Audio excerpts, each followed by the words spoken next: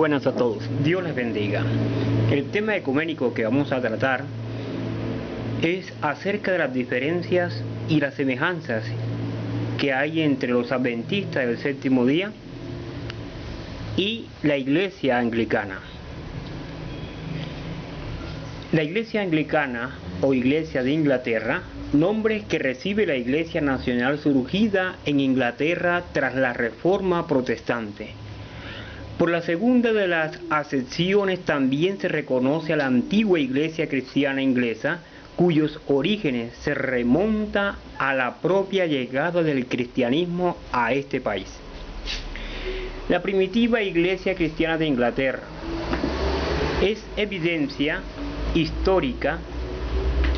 La evidencia histórica más antigua e indiscutible de la existencia de una iglesia cristiana en Inglaterra se encuentra en escritos de los primeros años del siglo III, pertenecientes a padres de la iglesia latina, tales como Tertulianos y Orígenes, a pesar de que lo más probable es que las primeras comunidades cristianas se establecieran algunas décadas antes. Se sabe que hubo 3 obispos ingleses presentes en el concilio de Arles en el 314.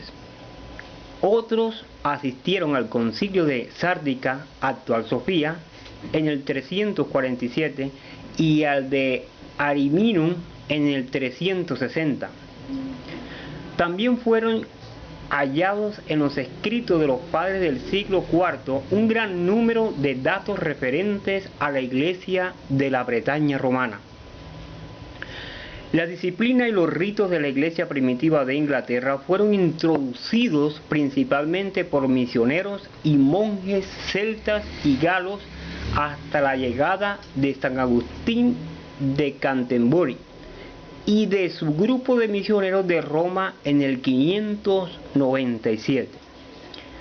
A partir de esta fecha se uniformaron las prácticas del culto de los celtas y de los romanos, especialmente en el método para calcular la fecha de la Pascua respecto de la organización de los monasterios y de las responsabilidades del clero. Estos asuntos fueron resueltos en el sínodo de Whitby en el 664, cuando se tomó la crucial decisión de incrementar la unión con la Iglesia de Irlanda y de someter la organización de la Iglesia inglesa a la disciplina romana. Durante los 4 siglos siguientes, la iglesia sajona mostró los mismos niveles de crecimiento y de desarrollo que caracterizó en toda Europa a la iglesia alto medieval. Después de la conquista normanda en el 1066, la influencia continental en Inglaterra hizo que se estrechara la unión entre la iglesia y el papado.